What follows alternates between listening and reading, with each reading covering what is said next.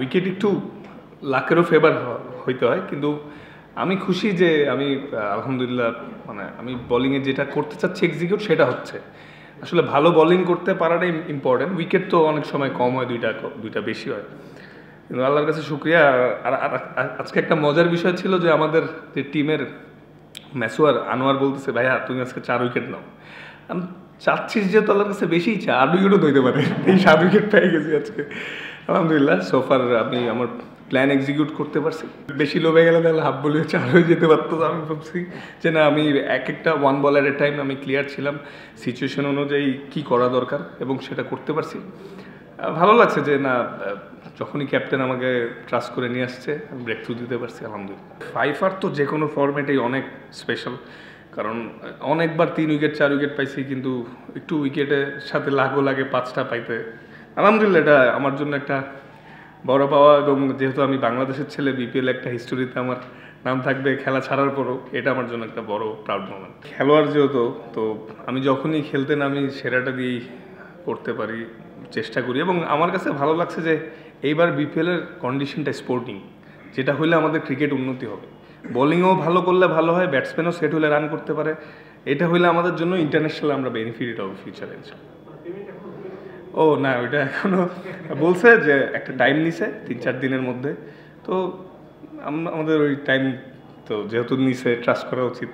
Loose বলের মানে করে মাপ পাওয়া যাচ্ছে না, মার্জিন ছোট। এতে আমাদের বলারদের জন্য ভালো, ব্যাটসম্যানদের জন্য ভালো, কারণ বেটার এক্সিকিউশন করতে হবে। এবং নিউ বলেও ব্যাটসম্যানের জন্য প্রথম 2-3 ওভার একটু চ্যালেঞ্জ থাকতেছে, দেন আস্তে আস্তে যত সময় যাচ্ছে ফ্ল্যাট হচ্ছে বা ব্যাটে সুন্দর আসতেছে।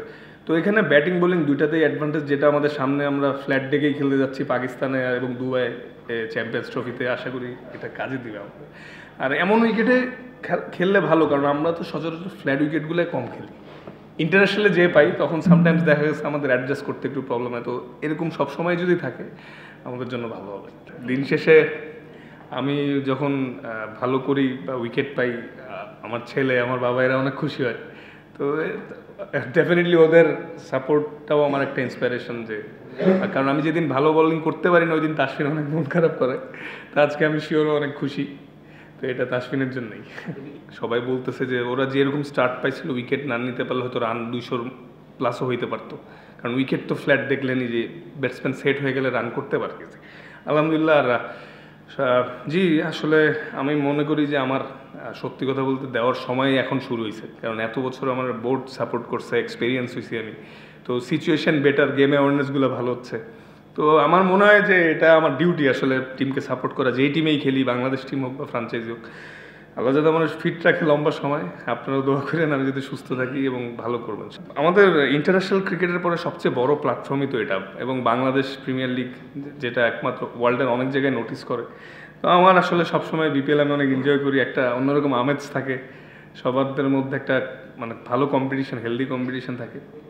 তো এটাই আসলে ইন্টারন্যাশনালের পরে সবচেয়ে বড় প্ল্যাটফর্ম। তো আমি চেষ্টা করি এনজয় করতে সবসময়। শুক্রিয়া আল্লাহর কাছে যে এরকম আমরা ফাস্ট বলাররা ইমপ্রুভ করতেছি এবং অনেকেই রেকর্ড করছে বাইরে বা দেশে।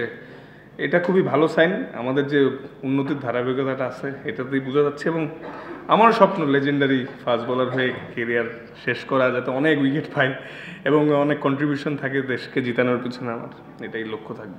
ফাস্ট বলটা যেটা লিটন আউট হলে আনপ্লেয়েবল ডেলিভারি ছিল, মানে যে কোনো ব্যাটসম্যানেরই ওইখানে ব্যাট দিতেই হতো এবং নিয়ে গেছে।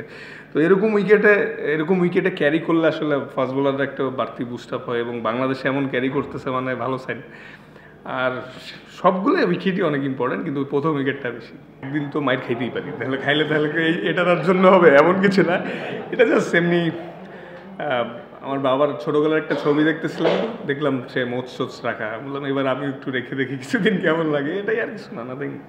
এমন কোনো না। আর আমি সুপারস্টিশন তেমন বিশ্বাসও করি না, সব তো আল্লাহর রহমত থাকলেই হবে। আর এটাই দোয়া করেন এই 25টাও যাতে ভালো যায়। 23-এ 24-এ তো আল্লাহর রহমতে ভালোই গেছে, এটা যাতে আরও ভালো যায়, প্রত্যেকটা 5% ইম্প্রুভমেন্ট নিয়ে যাতে এবছরও শেষ করতে হয়। আমাদেরও প্ল্যান ছিল আমরা টসে জিততে পারলে বোলিং নেব, কারণ আজকের কন্ডিশনটা একটু ঠান্ডা এবং হেজি ছিল। তো ভাবছিলাম যে বল মুভমেন্ট হবে এবং আমাদের জন্য ভালো হয়েছে। হয়তো ওরা ভাবছে যে ফ্ল্যাট উইকেটে ওরা বড় টোটাল করবে, বাট আলহামদুলিল্লাহ যাই হয়েছে। তো অ্যাজ এ বলার হিসাবে সবসময় টসে জিতে সব বলাররাই বাড়তি অ্যাডভান্টেজ নিতে চায়, তো আমরা উইকেটও হেল্প পাইছি প্লাস এক্সিকিউটও করতে পারছি। ওভারঅলি কিন্তু এবার বিপিএলটা অনেক এনজয় করছে, অনেক ক্রাউড আসতেছে, সবাই সাপোর্ট করতেছে, প্লাস মানে ওভারঅলি আমি লাস্ট 3-4 বছরের থেকে এবছর বিপিএলটা এনজয় করছি, প্লাস উইকেটও ফ্রেন্ডলি একটু হেল্প পাচ্ছি। মানে মাথার মধ্যে ওই জিনিসটাই আছে যে এক্সিকিউট আমার করতে হবে, নয়তো বাউন্ডারি হতে পারে। তো ওভারঅলি একটা দারুণ বিপিএলের মানে এবং দর্শকদেরকেও থ্যাঙ্কস যে সবাই এসে সাপোর্ট করতেছে।